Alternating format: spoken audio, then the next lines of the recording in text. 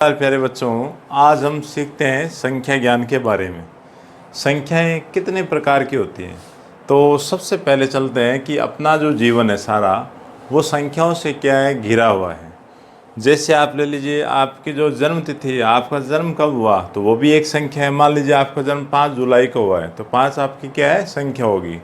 जैसे एक उदाहरण के तौर पे आप ये देख लीजिए कि आप जो बैग लेके जाते हो स्कूल के अंदर, तो उस बैग में कितने आपके कॉपी किताबें हैं। तो इस प्रकार से आपको क्या है, संख्या की आवश्यकता रहती है। और संख्या की आवश्यकता रहती है तो आप उनको क्या करते हो, गिनते हो। जैसे कॉपी किताब है, आपने गिनी भाई कितनी मेरे पास किताबें हैं, कितनी कॉपियाँ हैं। तो ये जो आप काउंट कर पाते हैं वो सारी क्या कहलाती है, प्राकृत संख्या कहलाती है। तो प्राकृत संख्या होती है आपकी 1 से स्टार्ट, जैसे 1 2 3 4 5 ऐसे आपके पास प्लस का जो इनफाइनाइट है वहाँ तक चलती रहती है। जितनी संख्या आप काउंट कर लेते हो उतनी सारी आपके पास आ जाती है। अब इतना होने के बाद किसी के दिमाग में ये भी आया कि क्या संख्या जो एक है उससे छोटी भी संख्या होती है या नहीं होती। बिल्कुल होती है। एक से छोटी क्या होती है, 0। जैसे 2 बच्चे हैं, कौन है, राम और श्याम। अब राम के पास 10 कंचे हैं। राम के पास कितने कंचे हैं, 10 कंचे हैं। और वहीं श्याम के पास क्या है, कंचे नहीं हैं। तो इस चीज़ को आप कैसे कहोगे कि राम के पास तो है कंचे कितने हैं, 10, और श्याम के पास कंचे कितने हैं, 0। तो वहाँ आपको 0 की आवश्यकता रहती है।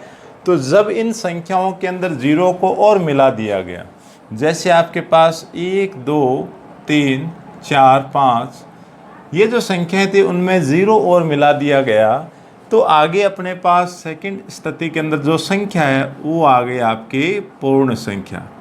क्या बनी भाई, पूर्ण संख्या बनी। अब आगे चलने के बाद फिर देखते हैं कि क्या माइनस के अंदर भी संख्याएं होती है। हाँ बिल्कुल होती है। कैसे कि आपने ये देखा है कि सियाचिन है, सियाचिन क्या ठंडी जगह है, तो वहाँ का जो टेम्परेचर है वो माइनस के अंदर होता है। जैसे मान लीजिए समाचार पत्र या अखबार आपने पढ़ा है, उसमें लिखा होगा कि सियाचिन का जो टेम्परेचर है वो क्या है, -5 है। तो वो संख्याएं फिर कहाँ रखी जाएं, उनको क्या नाम दिया जाए। तो देखिए जैसे पूर्ण संख्या 0 1 2 3 4 5 ये प्लस इनफाइनाइट, 0 के उस साइड दाहिनी साइड क्या चलती है, प्लस वाली संख्या चलती है, और बाईं साइड क्या चलती है, ऐसे ही माइनस की संख्याएं चलती हैं।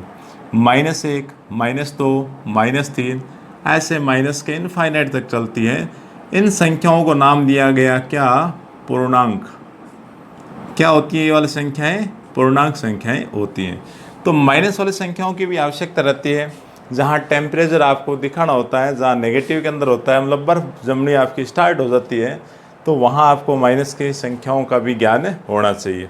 तो कुल मिला के देखिए कि क्या ये सभी प्राकृत संख्या पूर्ण संख्या है। हाँ बिल्कुल, देखो जितनी भी सारी प्राकृत संख्या है वो पूर्ण संख्या के अंदर है।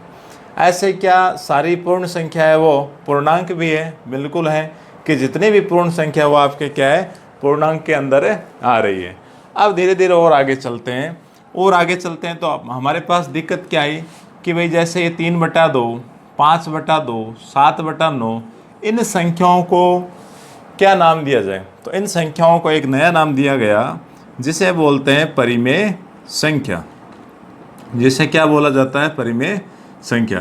परिमेय संख्या क्या होती है, ऐसी संख्याएं जिन्हें P/Q की फॉर्म में लिखा जा सकता है, जहां P भी एक पूर्णांक होता है और Q भी आपका एक क्या होता है, पूर्णांक होता है।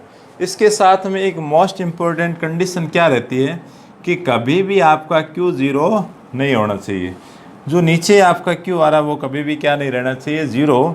और जहाँ पर आपका P और Q ये जो दोनों हैं वो हमेशा पूर्णांक होते हैं। इन संख्याओं में से कोई न कोई आपके पास अंक जरूर मिलेगा, सिवाय 0 को छोड़ के। 0 को आपको नहीं लेना। तो इस प्रकार से क्या संख्याओं का आगे से आगे जुड़ाव स्टार्ट रहा, और परिमेय संख्याओं तक अपने पास क्या है, संख्याएं रहती हैं। तो